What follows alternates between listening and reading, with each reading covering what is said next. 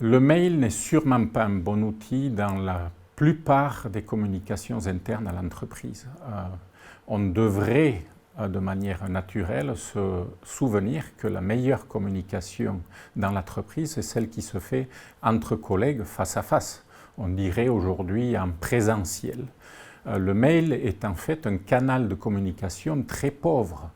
Lorsqu'on veut communiquer de l'information, il existe des outils de partage tels que les SharePoint ou d'autres systèmes pour partager de l'information. Lorsqu'on veut donner une information personnelle ou qui affecte la carrière d'un collaborateur, il faut aller lui parler ou à la limite lui donner un coup de téléphone. On ne lui envoie pas un mail qui est froid, anonyme, distant, qui ne reflète pas les éventuelles émotions liées à la situation. Donc le mail n'est à utiliser que dans assez peu de cas finalement. Et on fait tout le contraire. La pratique aujourd'hui montre qu'on utilise le mail, par exemple, pour accéder directement à un supérieur hiérarchique, alors qu'autrefois cette liaison n'existait pas. On utilise le mail pour aussi blâmer un collègue et se placer dans une position de juge, par exemple en mettant un supérieur en copie lorsqu'on se plaint de la compétence ou de la performance d'un collègue qui devrait être un pair. Donc, il y a toute une série de pratiques que je considère comme étant non éthiques dans l'utilisation du mail ou des pratiques erronées par manque de savoir et de savoir-faire qui font que, peu à peu, un courrier légitime se transforme en un spam amical. Aujourd'hui, nous avons à notre disposition de nombreux outils de communication. Twitter, chat, le mail en est un, les échanges sur les réseaux sociaux, le courrier papier continue d'exister. Twitter est un outil de communication immédiat. La taille du message est extrêmement courte et sortie de son contexte, ça ne veut pas dire grand-chose. C'est-à-dire qu'à l'instant où il est reçu et lu par les lecteurs, il a une signification et il a, je dirais, une durée de vie extrêmement courte. Si on ressort un message Twitter dans 1 an, dans 2 ans, dans 10 ans, quelle sera sa vraie valeur, sa vraie signification? Aujourd'hui, je ne suis pas garantie de ça. Le chat, effectivement, message très court également, qui est destiné, à mon sens, à des utilisateurs qui partagent un même contexte, qui sont sur un même projet, dans un environnement qu'ils connaissent extrêmement bien, et donc, avec des questions très courtes, sont capables de se répondre de manière précise, sans avoir à repréciser et à réexpliquer l'ensemble du contexte.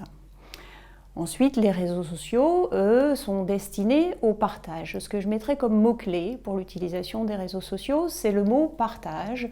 Partage d'informations, questions, qu'est-ce qu'on fait ce week-end, est-ce qu'on fait une sortie, mise en communauté d'un certain nombre d'informations. Le courrier papier reste le support formel aujourd'hui, le support officiel d'un certain nombre d'informations, des attestations, des lettres officielles, en général qu'on envoie avec accusé de réception, et qui permettent l'archivage et l'officialisation de ces courriers-là. Je serais tenté de penser que les collaborateurs, d'une façon générale, écrivent trop de mails, oui. Loin de moi l'idée qu'il faille, c'est pas une critique envers les mails, mais je pense que le mail n'est pas un outil universel, qu'on ne peut pas traiter tous les sujets via des mails. Un truc qui, par exemple, moi, me fait bondir, c'est quand quelqu'un envoie un mail à quelqu'un qui est dans le bureau d'à côté. Bon, c'est un peu caricatural, mais ça existe. Ou bien quand quelqu'un qui a un dossier à traiter, qui a besoin d'une réponse avant midi, que je viens le voir et je lui dis « Est-ce que tu as eu la réponse que tu attendais ?» Et sa réponse à lui, c'est bah, « Je lui ai envoyé un mail. » Oui, ben, tu as envoyé un mail, mais tu n'as pas traité le sujet. Alors que peut-être que si tu lui avais téléphoné, vous auriez pu en parler tout de suite et vous auriez pu immédiatement traiter le sujet. Donc, c'est des exemples que je veux donner qui sont réels, hein, que je vis au contact de mes collaborateurs dans l'entreprise, et j'attire leur attention sur le fait que, dans certains cas, le mail est l'outil idéal. Dans d'autres cas, il n'est pas l'outil qu'il faut privilégier. Il faut laisser une dimension au contact par téléphone, au contact physique entre les gens, bien évidemment. On est rentré dans une période où il ne s'agit pas de faire ça ou ça, mais ça et ça.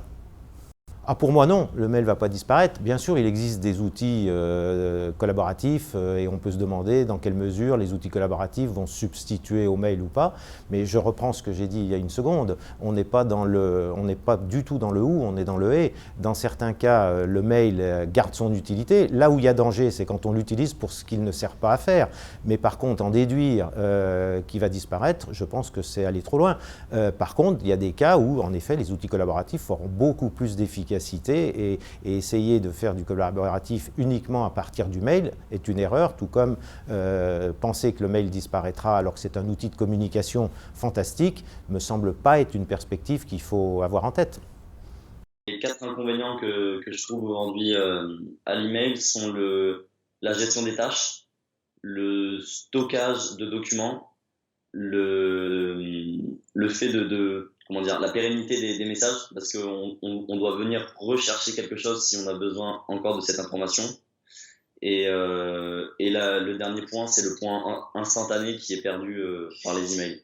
Ce qu'on pourrait avoir par exemple dans une conversation sur un média social.